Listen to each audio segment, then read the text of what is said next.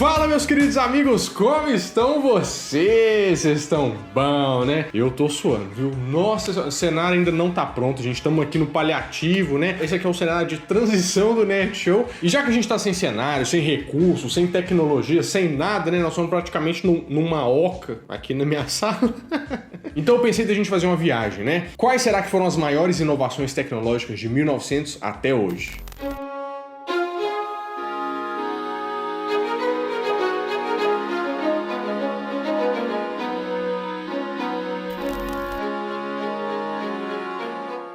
Bom, em 1900 e até antes disso, né, a grande preocupação da humanidade era o quê? Era voar, né? Você via os antigos escritos, que nem a lenda do Ícaro, né, na antiga Grécia, que ele tentou fazer asas de cera para chegar até o sol, só que ele derreteu e falhou miseravelmente, virou ali ovos mexidos a grega. Mas a partir de 1900 que o sonho ficou concreto mesmo, com algumas invenções e alguns personagens que tentaram fazer isso virar possibilidade possível de verdade na real oficial. Com a observação dos animais, né, que foi a principal vamos dizer, inspiração para os primeiros projetos, né? Antes de 1900, tiveram pessoas que tentaram fazer isso, né? Tinha um alemão, por exemplo, que ele ficou muito famoso por planar um pouco no ar com as asas que ele tinha construído. Mas só depois de 1900 que os irmãos Wright e o Santos Dumont deram o início de verdade para a tecnologia que a gente tem hoje. Aí sempre tem aquela treta, né? Quem voou primeiro, os irmãos Wright ou foi o Santos Dumont? O negócio é o seguinte, a grande diferença é, os irmãos Wright até voaram primeiro, mas eles não documentaram. E o que valia naquela época, como o pessoal não tinha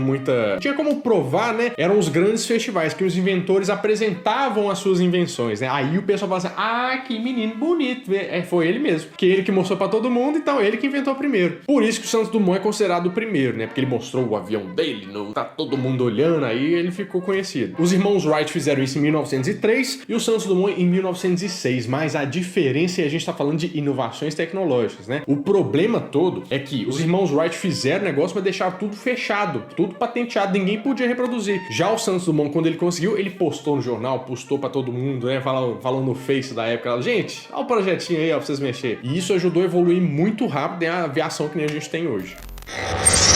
Já em 1910, o que mudou o mundo, não só o mundo, como os estudos das forças que regem o universo, né? Foi a teoria da relatividade de Albert Einstein, né? Você não sabe quem que é o Albert Einstein, aquele cara que faz assim, ele fez essa teoria em 1915. É porque tinham vários problemas a resolver, né? Tipo assim, por que existe a gravidade? Por que nós estamos presos aqui no chão, a gente pula e não sai voando pro espaço, que nem no espaço, né? Tinham duas leis que ele tentou formar uma, e essa deu origem à teoria da relatividade. Mas você tá pensando assim, ai meu Deus, mas teoria da relatividade, eu não sei o que é isso. Vou te explicar, ó. Vamos pensar o seguinte, né? Tá lá, pensa o espaço, vazio e tudo mais, né? Mas pensa que se esse espaço fosse um tecido de lycra, entendeu? De lycra, você não tá entendendo? Calma, você vai entender, ó. Um tecido de lycra. Pensa que o espaço é um tecido de lycra. Se você coloca uma bola pesada nesse tecido de lycra, o que vai acontecer? Essa bola vai descer, né? Ela vai deformar o espaço, entendeu? Então calma, ó. Imagina que isso é o nosso Sol, por exemplo. Se você coloca algumas bolinhas menores, tipo umas bolinhas de gude, joga aí, ó, nesse negócio de lycra, elas vão começar a rodar, né? Porque elas estão orbitando ao redor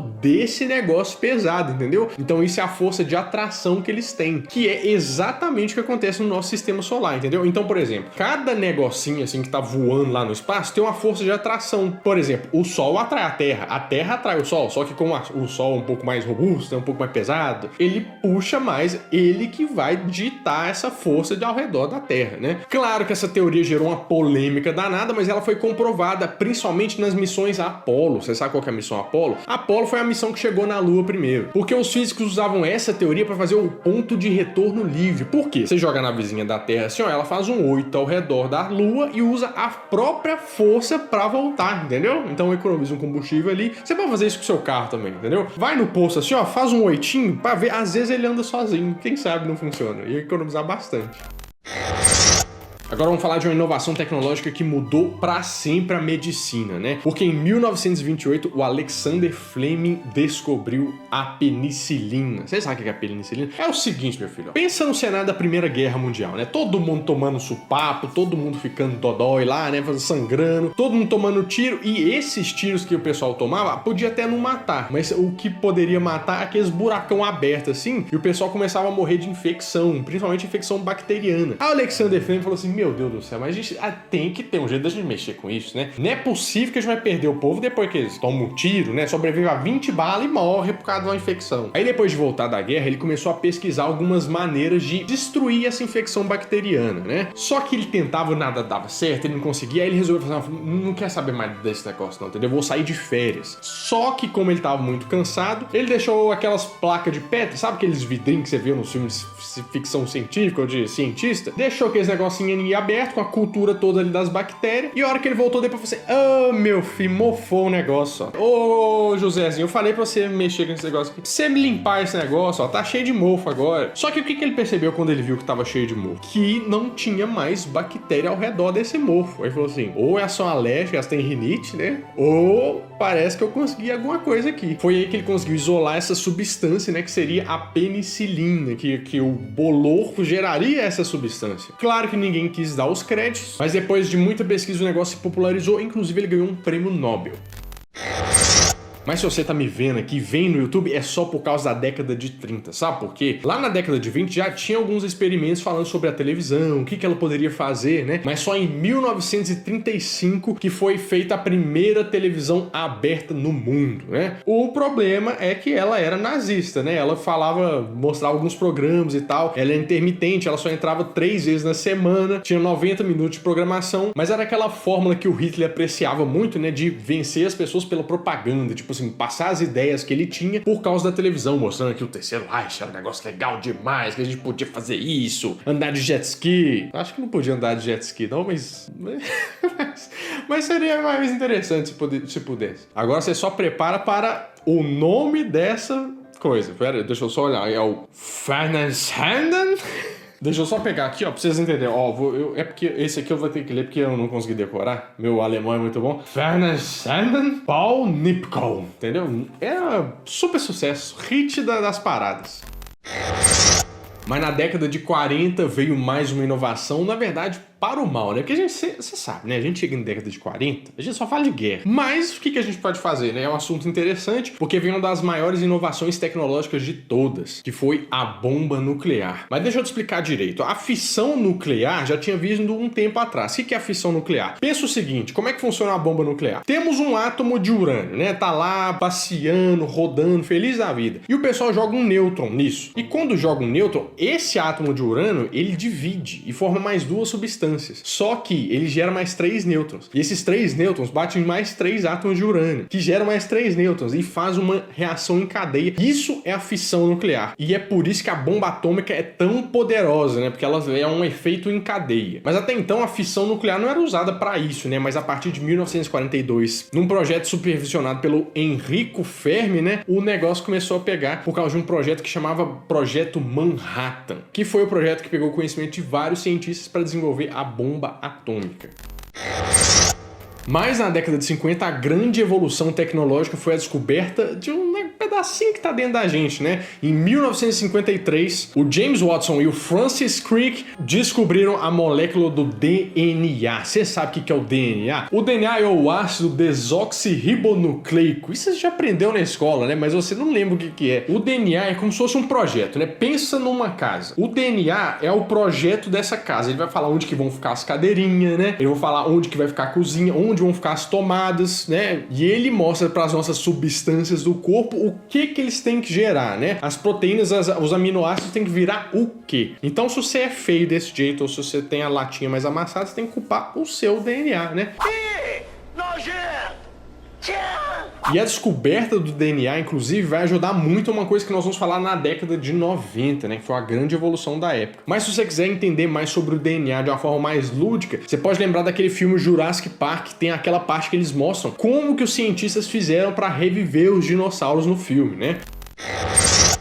Agora, na década de 60, foi quase uma corrida espacial, né? Só que do corpo humano. Porque até a década de 60, ninguém tinha feito um transplante de coração. E por incrível que pareça, não foi feito nos Estados Unidos, não foi feito em nenhum lugar que você esperaria. Foi feito na África do Sul, em 1967, pelo médico Christian Barnard. O que aconteceu? Essa já era uma cirurgia bem esperada. O pessoal já tinha treinado pra isso. Como é que eles treinavam pra isso? Com os animais, né? Aí tá aquele negócio, todo mundo já treinou, sabe fazer... eu vou fazer não, faz você. Não, eu não vou fazer não. Se der errado, todo mundo vai me xingar. Eu não, faz você aí, Joãozinho. Você que tá aí, ó. Ô, Cristiano, faz você aí, ó. Você que tá com essas ideias doidas. E o Christian, que nós vamos chamar de Cristiano, porque é mais fácil de falar. Cristiano falou assim, ó, podia aparecer uma oportunidade pra eu fazer. E isso aconteceu de uma forma triste, porque não envolve uma coisa sempre boa. Tinha duas mulheres de uma família que tava atravessando a rua e elas foram atropeladas. A mãe morreu e a filha ficou em estado grave. E ela morreu quando ela chegou no hospital. E foi a oportunidade perfeita pro Cristiano tentar fazer essa cirurgia. Porque tinha um paciente que tinha pouco tempo de vida, ele tinha sido muito atacado do coração. E ele falou assim, não, agora nós vamos fazer esse negócio. Foi lá e fez a cirurgia e deu certo, né? A cirurgia foi um sucesso, mas o cara morreu 17 dias depois, mas não em decorrência de rejeição nem nada. Ele morreu de pneumonia. E essa cirurgia era para ter sido feita aqui no Brasil um pouco antes do Cristiano fazer essa cirurgia. Só que o chefe da cirurgia não deixou o médico brasileiro tentar, porque achou as questões, né? Faltou um pouco de coragem. Podia ter sido um título do Brasil. Mas tá chegando perto, né? Agora a gente vai pros anos 70. Porque os anos 70 é o ano da música, né? O pessoal começou a se libertar, aquelas roupas doidonas. Só que também foi o ano da tecnologia. E uma tecnologia que você usa até hoje, não sabe, foi descoberta lá, que é o LCD. Sabe o que é o LCD? Pô, o LCD tem várias aplicações, né? Por exemplo, você tem um monitor ou uma televisão, ela é de LCD. Mas você tem uma calculadora antiga com aquele visor, ou você tem um Game Boy, aquilo ali é um LCD. Sabe aquele relógio antigo Casio, assim, que tinha uns numerozinhos? Aquilo também é um LCD. A sigla significa Liquid Crystal Display, né? É como se fosse uma tela de cristal líquido. E esse é um líquido que foi descoberto, né? E o que eles descobriram a mais? Que isso aí interagia com campos elétricos. Então, o LCD nada mais é do que um líquido que reage quando você coloca eletricidade, entendeu? Então, a eletricidade que gera aqueles numerozinhos que você vê. E a primeira aplicação do LCD foram nos relógios, né? Depois que o negócio evoluiu e ficou esse leque que a gente tem hoje em dia. Mas na década de 80, definitivamente a maior invenção e que, assim, mudou a história da música foi o Walkman, você lembra? The Sony Walkman is a tiny stereo cassette player with truly incredible sound. Como é que o pessoal usava a música até então, né? Num tempo mais remoto, o pessoal usava aquelas vitrolas, aqueles negócios que você colocava o vinil e tinha aquele esquema, né? Ou o pessoal que queria sair com isso pra rua era um pouco mais difícil. Por quê? Porque eles usavam aquele sonzão, assim, porque não tinha aqueles radinhos pequenos, né? E isso foi o Walkman, que o pessoal queria levar a música pra rua. Foi a ideia da Sony. Tudo bem que tem algumas tretinhas aí de patente, do negócio da Sony, né? Do Italiani e tal. Isso eu posso contar no outro episódio. Mas o primeiro Walkman lançado oficialmente foi em 1984. Mas o Walkman é o nome da marca da Sony, entendeu? E os outros projetos que eles fizeram, porque quando lança um, lança todos, né? Foram os Discman. Mas com certeza você já teve algum Walkman, né? Seja da Aiva, que eu tinha o da Aiva, tinha aquele Sports todo amarelo, né? Quero saber se você tem algum desses Discman, essas coisas. Põe aí embaixo nos comentários que eu quero saber. Mas na década de 90, meu amigo, teve uma treta danada que o pessoal ficou anos falando sobre isso, né? O que poderia acontecer, um super mistério em volta disso. Mas antes de eu falar desse mistério, eu acho que você já viu o vídeo até aqui, você já pode se inscrever no canal, né? Você pode deixar o seu like aí, porque você tá vendo que o vídeo tá bom? Então se você chegou até aqui e não é inscrito no canal, pelo amor de Deus, gente. Como é que eu vou revelar esse mistério sem você ser inscrito no canal? Inscreve, ó. Clica nesse botão gigante vermelho aqui embaixo e badala o sininho. Sempre que sair um vídeo, você recebe uma notificação, tá? E deixa o seu like também, que isso ajuda demais. Mas voltando ao mistério, é o seguinte, ó. Quem tava vivo nos anos 90 com certeza lembra da clonagem da ovelha Dolly. Olha só. Uma ovelhinha simpática com o nome de Estrela foi o grande assunto da semana em todo o mundo. Só porque ela não foi concebida, foi copiada. A ovelha Dolly foi o primeiro trem que eles conseguiram clonar com perfeição, né? Já tinha alguns projetos, algumas tentativas, mas a Dolly deu certo mesmo, né? Só que por ter dado certo, o pessoal começou a discutir, assim, o que vai acontecer agora? Será que eles vão tentar clonar os humanos? Será que, sei lá, o pessoal vai tentar usar isso pra criar um exército de clones, né? Gente, de tudo apareceu. O pessoal preocupado, os países ficaram em choque, começaram a fazer leis sobre isso, né? Regulamentar o que poderia ser feito com essa tecnologia ou não. Todo mundo sabia sobre isso. Ninguém entendia direito o que era, mas todo mundo conhecia a ovelha Dolly. Tanto é que esse papo fez tanto sucesso que até em 2001 a Globo lançou uma novela sobre isso, que eu não sei se você lembra, que era O Clone, né? Que tinha dois caras que eram os irmãos, que um morreu, aí fez um clone do outro. Foi uma bagunça danada, mas essa novela fez um sucesso danado na época.